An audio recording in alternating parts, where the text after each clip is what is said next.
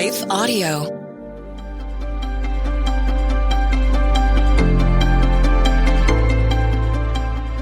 Welcome to the Crosswalk Devotional. We're glad to have you listening with us. Today's topic is about how faith and sorrow can walk hand in hand. We'll return with the devotional after a brief message from our sponsors.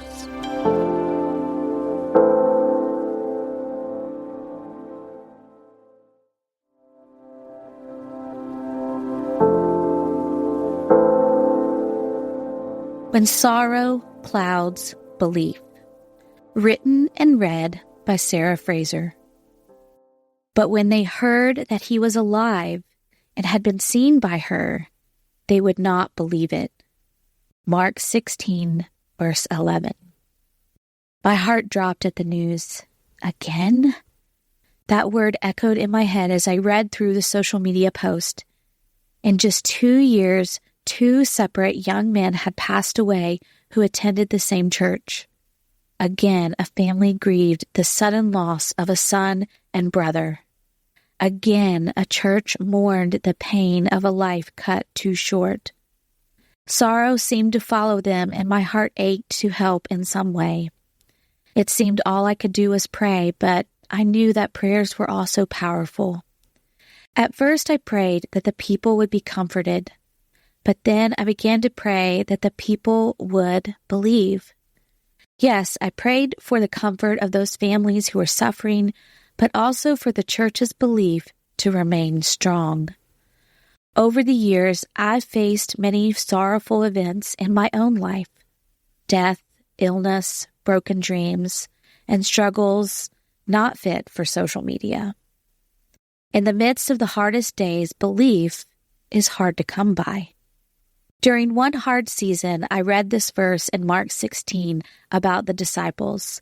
But when they, the disciples, heard that he, Jesus, was alive and had been seen by her, Mary Magdalene, they would not believe it.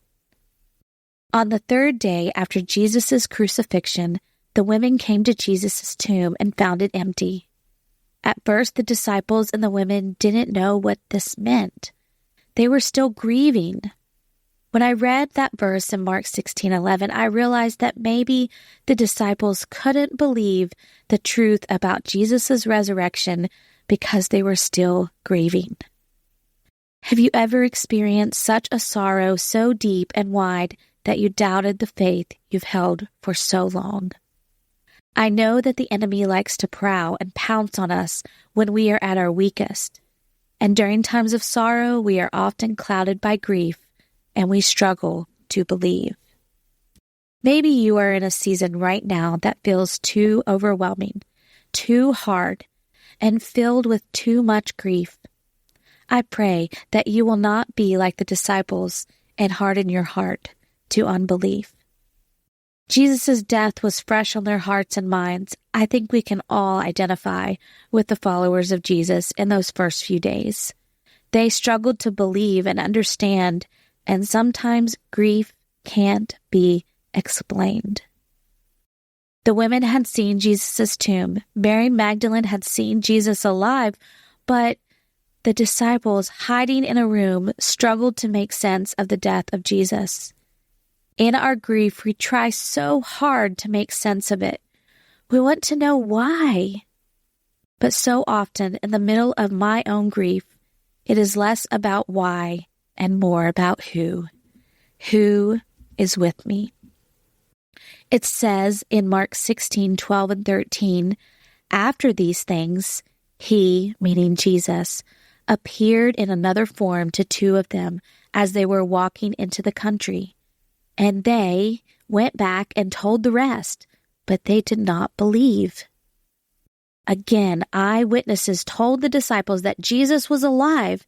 How many times do people come to us in the middle of our grief and try to comfort us with truth? Sometimes truth is hard to believe when we are sorrowing, and that's okay. What changed the disciples? Jesus appeared to them.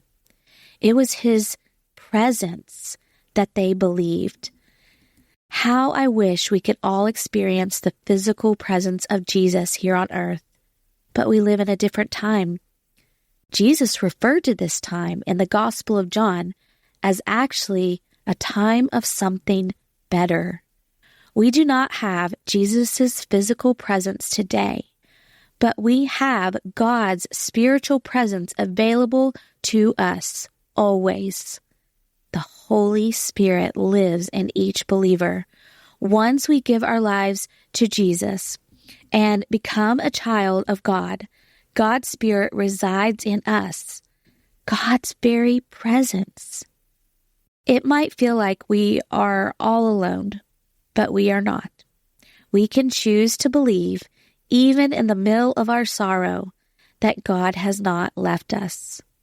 What fuels our belief is choosing to trust God's presence is with us through the Holy Spirit.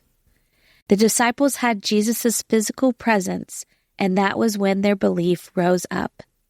We have the presence of the Spirit of God always with us, and it has the power to give us all of the comfort and belief we need for today. Intersecting faith and life. Thomas is known as the doubting disciple. Only until he physically saw Jesus did he believe. Listen to Jesus' words. Jesus said to him, "Have you believed because you have seen me? Blessed are those who have not seen and yet have believed." That is you and me. Use one of the verses below to read and meditate on today, choosing to believe that God is with you even in the midst of sorrow. Further reading, John 16:22, Psalm 30, 2 Corinthians 4:17.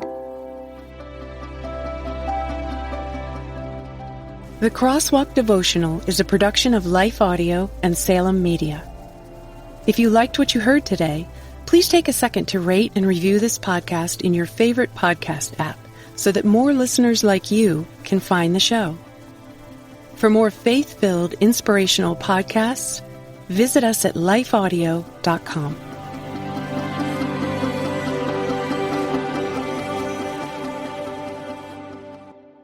It's a crazy world out there, moms and dads. I'm Catherine Seegers, host of Christian Parent Crazy World, the podcast that tackles tough topics to help you be a godly parent in an ungodly world. Subscribe at lifeaudio.com.